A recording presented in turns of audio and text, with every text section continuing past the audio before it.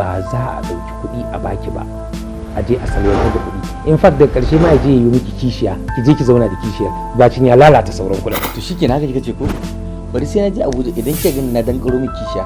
Dole mu ɗauki mataki. Ba haka za a yi ba Hafiz. Lafiya da ya koyar labai. Kai muna tare da kai domin kana ɗaya daga cikin wanda ake zargi.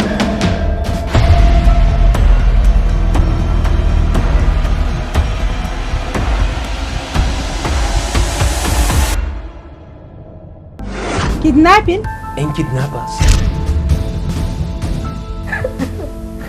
Ta shiga uku. Amma ya baki lalace ba. Dukkin bugin ta da hankalinki akan abin da bai kai ya kawo ba. Yanayi na rashin kyan hanya da yadda ake sace-sacen mutane shi take tsoro.